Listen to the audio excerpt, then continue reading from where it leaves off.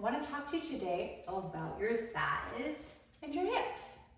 So many of us have imbalances right side to left side, front side to back side, inside to outside. And tendency is for the outer thigh to be stronger, that can be also tighter, and the inner thigh to be weaker.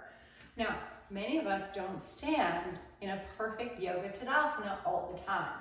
So my question to you will be, after you watch this video and for the next several days, to catch yourself midday when you're not conscious of it and say, how am I standing?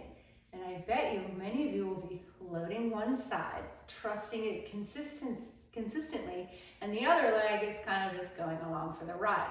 Now that can translate to asymmetries in your back, right? Either compression in the SI joint, leak out one side of the hip, even leading to an idiopathic scoliosis.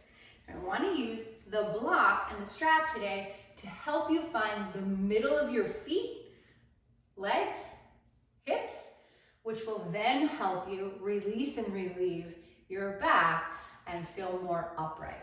So the first thing you're going to do is just find Tadasana. Shift forward and back and really try and find the middle, the arch of the foot. Shift right and left, and you might even do this with your eyes closed and say, okay, yeah, this is how I habitually stand.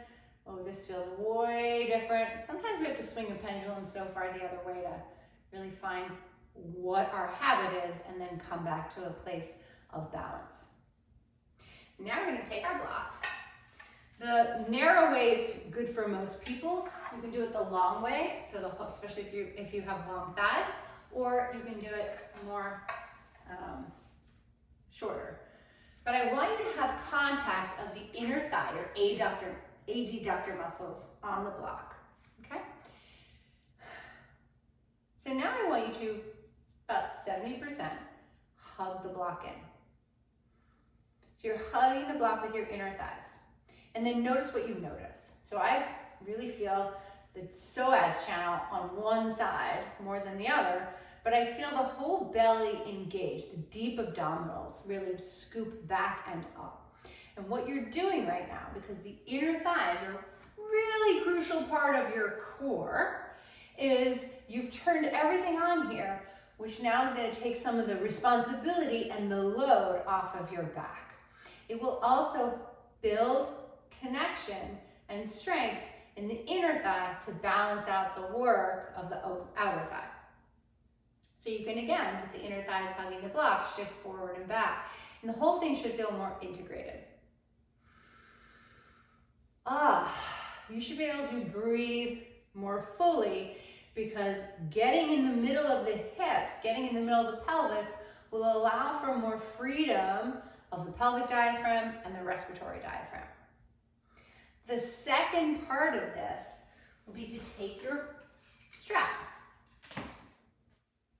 and make a loop around your thighs, around the block.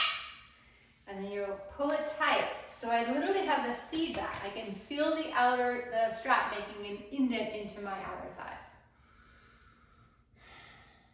Now, I'm going to think that I'm going to break the strap apart with my thighs. But the action is coming from squeezing the block, which puts me in my inner feet. I'm going to move that block back, which brings my legs and feet underneath me and brings my hips over my legs. And then I'm going to break the strap apart. So in a sense, it's creating like a hugging in, an engagement in the inner thighs, a spiral to deepen the groin, and a widening across the underside, the top of the thigh, the underside of the butt, which again is going to release the back. So a lot of energy when people stand with one foot turned out or loading one hip is going to load that side of the back. By hugging in, you use your inner thighs. By moving the block back, it really puts you over and lifts the belly. And then by breaking the strap apart, there's so much freedom and space in each hip joint. Then the pelvis wraps wide. You have the width of the sacrum and the wrapping of the back to the front, so that toning and the lift and the scooping of the deep part of the abdominals. You can even think of it in yoga terms as like the mula rising, Uddiyana Bandha lifting to make room for Mula Bandha to rise. And what you should feel is an ease and a spaciousness above as well. So imprint, hugging the block, moving the block back, breaking the strap apart.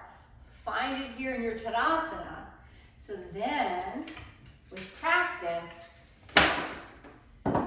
you can feel it without the props. Oh, inner thighs. That gives me my inner feet. Move the block back, gives me the groins. Break the strap apart. It's a scrubbing of the inner heel to the outer heel and a connection of the pinky toe. Then you can even do it with your feet wide apart. So now your block is wider. Hug the block in. Move the block back. Just gave me a huge breath. Break the strap apart. And then you're really able to be in your hip joints and not in your back. Then you can even do it with your leg and external rotation. You can even do it with flexion. So in Warrior Two, hug the block in, move the block back, break the strap apart, and you really stay over yourself. And then you'll know whatever side was harder, you're like, all right, I gotta think about that. But eventually, you're really in the middle of yourself, which is what balance truly is, right? And then you're balanced right to left, front to back, side to side, inside to outside. Play with the block and the strap. Props are a wonderful thing. Have a great day. If you like this video, please like it, please hit subscribe, or send it to someone who